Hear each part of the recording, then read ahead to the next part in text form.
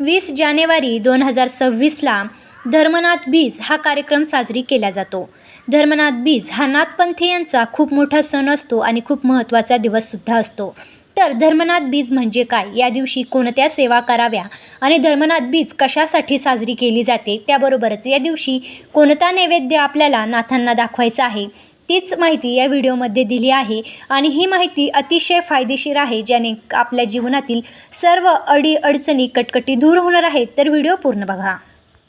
धर्मनाथ बीज हा महत्त्वाचा नाथपंथीयांचा उत्सव आहे, जो माघ महिन्यातील द्वितीया तिथीला साजरा केला जातो. या दिवशी श्री गोरक्षनाथांनी धर्मनाथास अनुग्रह देऊन दीक्षा दिली होती. ही घटना प्रयाग क्षेत्रामध्ये घडली.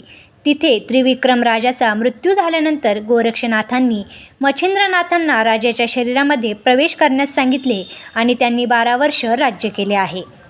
धर्मनाथ बीज संदर्भातली एक रोचक कथासुद्धा आहे. तर एकदा धर्मनाथ नावाचा एक राजा होता. तो खूप धार्मिक आणि न्यायप्रिय होता. त्याने आपल्या राज्यात धर्म आणि न्यायाचे पालन केले होते. एकदा गोरक्षनाथ महाराज धर्मनाथाच्या राज्यात आले. धर्मनाथाने गोरक्षनाथाचे स्वागत केले आणि त्यांना आपल्या राज्यात ठेवून घेतले. गोरक्षनाथांनी धर्मनाथाला गुरुदीक्षा दिली आणि त्याला नाथपंथाचं शिक्षण देखील दिलं. धर्मनाथाने गोरक्षनाथाच्या चरणी शरण जाऊन नाथपंथाची दीक्षा घेतली. धर्मनाथाने गोरक्षनाथांच्या आदेशानुसार आपले राज्य त्यांच्या भाऊबंदांना दिले आणि तो गोरक्षनाथांच्या साथीने तपश्चर्या करण्यासाठी जंगलामध्ये गेला. धर्मनाथाने गोरक्षनाथांच्या आदेशानुसार कठोर तपश्चर्या केली आणि त्यांना आत्मसाक्षात्कार झाला. गोरक्षनाथांनी धर्मनाथांना नाथपंथाचे गुरु बनवले. त्यानंतर धर्मनाथांनी आपले शेषजीवन गोरक्षनाथाच्या साथीने नाथपंथाचा प्रचार करण्यास पाठवले. त्याने अनेक लोकांना नाथपंथाची दीक्षा दिली आणि त्यांना आत्मसाक्षात्काराचा मार्ग दाखवला. धर्मनाथ बीजेच्या दिवशी गोरक्षनाथांनी धर्मनाथाला गुरुदीक्षा दिली होती, म्हणूनच हा दिवस नाथपंथी समुदायात खूप महत्त्वाचा मानला जातो. त्याबरोबरच नाथ महाराजांना आपली मिलिटरी फौजसुद्धा म्हटलं जातं, कारण नाथपंथामध्ये जे नवनाथ महाराज आहेत त्यांची सेवा जर आपण केली तर आपल्यावर भूत प्रेत बाहेरची करणी बाधा कुठलीच दोष राहत नाही. म्हणून प्रत्येकाने धर्मनाथ बीजेच्या दिवशी जे काही सेवा आहेत त्या घरामध्ये करावा. आपल्या घरामध्ये कसलाही जादूटोणा असेल, कोणतीही करणी बाधा असेल, कुठलीही बाहेरची इडापिडा असेल तर नाथांची भक्ती केल्याने ती लगेच दूर होत असते. आणि ज्या घरामध्ये फक्त नवनाथ महाराजांचा ग्रंथ जरी असेल तरीसुद्धा त्या घरामध्ये कुठलीच वाईट बाधा प्रवेश करत नाही, कारण नवनाथ महाराजांचं सत्वच असं आहे की प्रत्येक भूत खेत प्रेत सगळे त्यांना भिवून राहतात. आणि त्यामुळेच आपल्याला आपल्या घरामध्ये नवनाथ महाराजांची सेवा करायची आहे. तसं तर आपण प्रत्येक वर्षी श्रावण महिन्यामध्ये नवनाथ महाराजांचं नवनाथ पारायण करत असतो. तर धर्मनाथ बीजेचं औचित्य साधून आपल्याला फक्त 2 अध्याय वाचायचे आहेत. ते 2 अध्याय जर आपण वाचले तर आपल्यावर कोणतीही करणी बाधा होत नाही. आपले कोणतेही अडलेले नडलेले कामं असेल, कितीही काही कोणत्याही अडचणी असेल तर त्या सर्व काही दूर होत असतात. आपल्याला काही सेवा आहे त्या धर्मनाथ बीजेच्या दिवशी करायच्या आहे. तर त्या सेवा कोणत्या ते आपण बघणार आहोत. धर्मनाथ बीज हा अत्यंत पवित्र असा दिवस आहे.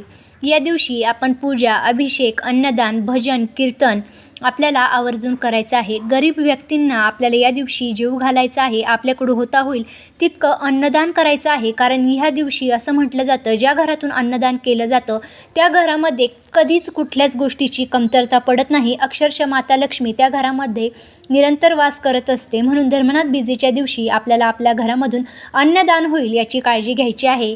त्याबरोबरच आपल्याला नवनाथ ग्रंथातील आपल्याला अध्याय 34 आणि अध्याय 40 वाचायचा आहे.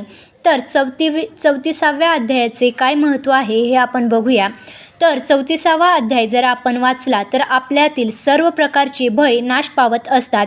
या अध्यायाच्या वाचनाने फक्त भयाचा नाश होत असतो. आपल्याला कितीही भय असू द्या, भीती असू द्या, टेन्शन असू द्या, त्या सर्वांचं इथे निवारण होत असतं.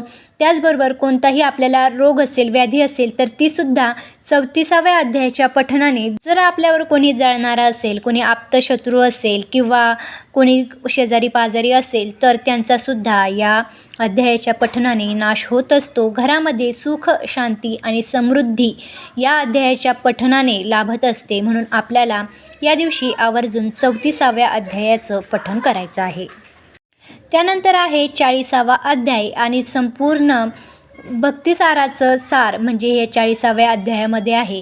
तर 40वा अध्याय वाचल्याने आपल्या जीवनातील शत्रूंचा नाश होतो, रोगाचे निवारण होते, आपल्याला धनलाभ होते, घरामध्ये धनसंपत्तीचा लाभ होतो, सुख शांती आणि समाधान घरामध्ये लाभते, करणी बाधा दूर होते, मनातल्या सर्व इच्छा पूर्ण होतात. म्हणून आपल्याला 40वा अध्यायाचं पठणसुद्धा करायचं आहे आणि हे दोन्हीही अध्याय आपल्याला अतिशय मनोभावे वाचायचे आहे. हे अध्याय तुम्ही धर्मनाथ बीजेच्या दिवशी दिवसभरामध्ये कधीही पठण करू शकता. तुम्हाला जर शक्य झाली तर तुम्ही मांडणी करू शकता. मांडणीसाठी तुम्हाला एका चौरंग किंवा पाटावर स्वच्छ वस्त्र अंथरून घ्यायचे आहे. भगवे किंवा लाल वस्त्र तुम्ही घेऊ शकता. त्यानंतर त्यावरती तुम्हाला नवनाथांचा फोटो ठेवायचा आहे. नवनाथांचा फोटो नसेल तर स्वामी महाराजांचा किंवा दत्त महाराजांचा ठेवा आणि यापैकी कोणाचाही फोटो नसेल तर तांदूळ ठेवायचे आणि तांदूळावरती 9 सुपाऱ्या नवनाथांचं प्रतीक म्हणून तुम्हाला मांडायचं आहे. एक कलश भरून ठेवायचा आहे. एक विडासुद्धा ठेवायचा आहे. जर तुमची इच्छा असेल तर तुम्ही मांडणी करू शकता. इच्छा नसेल तर तुम्ही फक्त देवघरासमोर बसूनसुद्धा या 2 अध्यायांचं पठण करू शकता. आणि खूप महत्त्वाचे आणि खूप छान फळ देणारे हे दोन्ही अध्याय आहे. त्याबरोबरच आपल्याला अजून काही सेवा करायच्या आहे ते पाहूया. या दिवशी आपल्याला श्री स्वामी समर्थ मंत्र याची एक माळ जप करायचा आहे. त्यानंतर ओम द्राम चिरंजीवीने नमः याची एक माळ जप करायचा आहे. ओम श्री चैतन्य गोरक्षनाथाय नमः याचा एक माळ जप करायचा आहे. आणि त्यानंतर नवनाथ भक्तिसार ग्रंथातील 34 आणि 40 अध्याय वाचायचे आहे. यातील होतील तितक्या सेवा आपल्याला या दिवशी करायच्या आहे. काहीच नाही जमलं तर 34वा आणि 40वा अध्याय जरूर पठण करावा, जेणेकरून नाथ महाराजांची कृपा आपल्यावर अखंड राहील. कारण नाथ महाराजांनी ठरवलं तर कोणत्याही अशक्य गोष्टीसुद्धा शक्य होतात आणि नाथ महाराजांची सेवा केली ना तर त्याचं फळ आपल्याला निश्चितच भेटत असतं. त्याबरोबरच या सेवा झाल्यानंतर आपल्याला नाथ महाराजांची आरती करायची आहे आणि सगळ्यात महत्त्वाचं त्यांना नैवेद्यसुद्धा दाखवायचं आहे. तर नाथ महाराजांना उडदाचे वडे, तांदळाची खीर आणि कढी यासारखे पदार्थ तुम्ही बनवू शकता आणि त्यामध्ये घेवड्याच्या शेंगासुद्धा तुम्ही बनवू शकता.